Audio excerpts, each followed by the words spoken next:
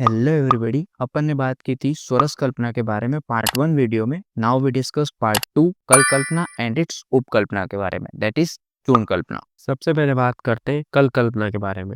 आचार्य सारंगर अनुसार आर्द्र द्रव्यम शिलापिष्टम शुष्क व सजलम भवेत् प्रक्षेपावाप कल्कास्ते तन्मानम कर सम्मितम। इट मीन्स कि जो आर्द्र द्रव्य है उनको शिला या पत्थर पर डालकर पीसना, और जो शुष्क द्रव्य है उनका चूर्ण बनाकर उसमें जल डालकर फिर पीसना, वही क्या कहलाया जाता है? कल कल्पना। और इसके पर्याय क्या हो गए? प्रक्षेप और आवाप। और इसकी मात्रा क्या होगी? कश सम्मितम, मतलब एक कश।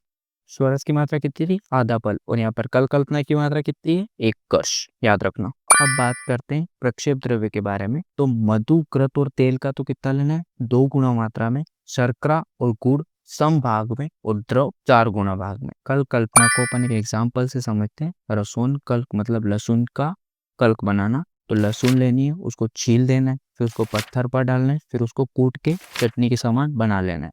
अब बात करते हैं कल कल्पना के उपयोग के बारे में। तो पहला आ जाता है औषध के रूप में, दूसरा प्रलेख और प्रदेय के रूप में, तीसरा प्रमथ्या निर्माण के रूप में। तो प्रमथ्या निर्माण क्या होता है, इसको अपन पार्ट 3 में डिस्कस करेंगे। और एक इम्पोर्टेंट याद करना कि जो कल कल्पना होता है वो अंत्य और बाह्य उपयोग किया जाता है। अब बात करते हैं कि कल की उपकल्पना, दैट इज चूर्ण कल्पना। और आचार्य सारंगर बोलते हैं कि अत्यंत शुष्कम यद द्रव्यम सुपिष्टम वस्त्र गालित्यम तस्य चूर्ण रजशोध तन्मात्रा कर सम्मिता। इट मीन्स कि जो शुष्क द्रव्य है उनको अच्छी तरह से पीस कर वस्त्र से छान लेना, वही क्या कहता है? चूर्ण कहलाया जाता है।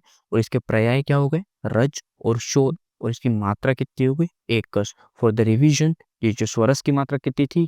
आधा पल। कल की मात्रा कितनी थी? एक कश। और चूर्ण की मात्रा कितनी? एक कश। आचार्य सारंगर ने जो श्लोक में एक कश मात्रा बताई है वो मृदुवीर्य औषध के लिए बताइए, मध्यम वीर्य औषध के लिए आधा कश, और तीक्ष्ण वीर्य औषध के लिए 1/4 कश। अब बात करते हैं प्रक्षेप द्रव्य के बारे में। यदि चूर्ण में गुड़ मिलाना हो तो समान मात्रा में मिलाना है, शर्करा मिलानी हो तो 2 गुना मात्रा में, हींग मिलाना हो तो उसको भरजत करके मतलब भून कर फिर मिलाना, ताकि वो उत्क्लेश उत्पन्न ना करे, मतलब वॉमिटिंग जैसा फील ना हो।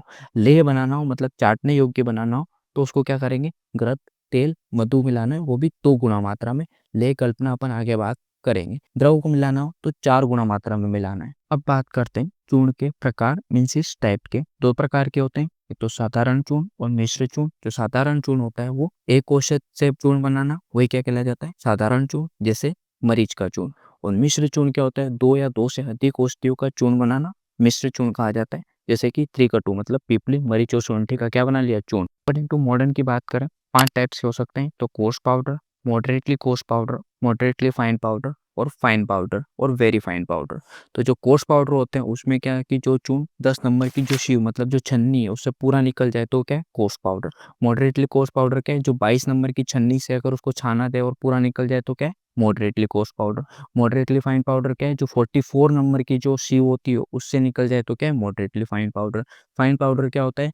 85 नंबर की जो शीव होती है उससे निकल जाए तो fine powder. Very fine powder क्या है? जो 120 नंबर की जो छन्नी होती है उससे निकल जाए तो उसको क्या कहते हैं? Very fine powder. अब याद करना कि 10, 22, 44, 85 और 120। अब बात करते हैं कि चूर्ण बनाते समय क्या क्या सावधानी रखनी चाहिए। तो पहला बात करें तो अपन बोल सकते हैं कि जो वर्षा ऋतु में चूर्ण का निर्माण नहीं करना चाहिए। क्यों नहीं करना चाहिए? क्योंकि वर्षा ऋतु में क्या होता है? मॉइस्चर होता है, चूर्ण में मॉइस्चर लगने से वो खराब हो सकता है। दूसरा बात करें तो चूर्ण निर्माण के समय अपन को क्या मास्क का यूज करना चाहिए। क्यों? क्योंकि वो अपने अपर रेस्पिरेटरी ट्रैक्ट को या फिर इन्फेक्शन या फिर अस्थमा या फिर कोई भी एलर्जी कोज कर सकता है, इसलिए अपन को मास्क का यूज करना चाहिए। तीसरा अपन बात करें कि जितने भी अपन को चूर्ण बनाने हैं उनको अलग अलग औषधियों को अलग अलग पीसना है, उसके बाद में मिलाना है। जैसे अपन को पिपली, मरीच, शुंठी का अगर अपन को चूर्ण बनाना है तो पिपली का अलग से बनाना है, दूसरे मरीच का अपन को अलग से बनाना है, और शुंठी का अलग से चूर्ण बनाना, फिर बाद में उनको मिक्स करना है। तो चौथा पॉइंट बात करें तो जो क्षार और लवण का चूर्ण है तो उसको लो के पात्र में नहीं रखना है। क्यों? क्योंकि वो आयरन के साथ रिएक्ट करके कुछ और कंपाउंड बन सकता है, फिर वो खराब हो सकता है। यदि चूर्ण कल्पना का कोई एग्जाम्पल याद करना चाहो तो शीतोपलादी चूर्ण याद कर सकते हो। Thanks for watching. वीडियो थोड़ा सा भी अच्छा लगा हो तो प्लीज लाइक करें और चैनल को सब्सक्राइब करें। अब मिलते हैं नेक्स्ट वीडियो में, दैट इज पार्ट 3 क्वाद कल्पना के बारे में।